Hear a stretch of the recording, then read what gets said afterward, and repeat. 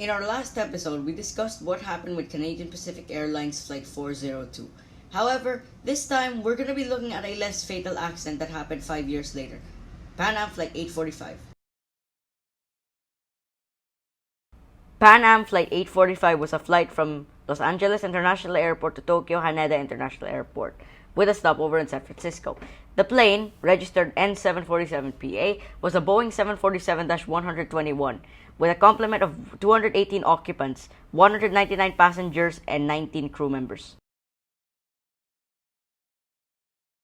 On the 30th of July 1971, Flight 845 arrived at San Francisco International Airport.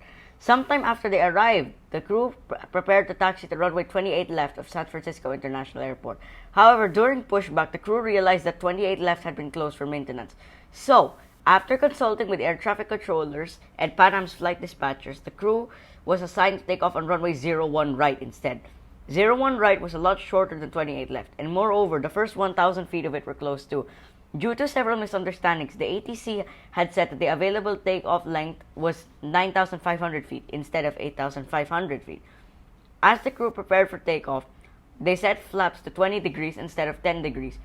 They also did not calculate their takeoff reference speed. As a result, the takeoff roll was prolonged. In fact, First Officer Oakes called the V1 speed at 160 miles per hour instead of 164 miles per hour because they were getting closer and closer to the end of the runway. Unable to get enough altitude to clear the obstacles at the end of the runway, the 747 struck the approach lights.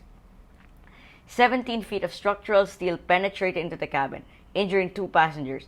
The right main underbody landing gear was forced up into the fuselage, while the left main landing gear was left dangling. The flight proceeded over the Atlantic Ocean for 1 hour to dump fuel and reduce weight for an emergency landing. After dumping fuel, the 747 returned to the airport and landed on 28 left. The landing was very hard. 6 landing gears on the right side of the plane failed.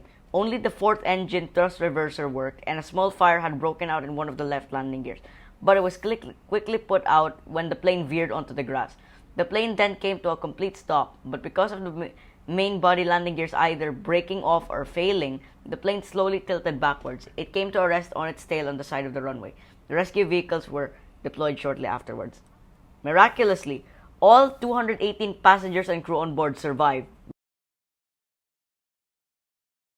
The official cause of the accident, as stated from an NTSB report, was a pilot's error because the pilot had incorrectly used the takeoff reference speeds.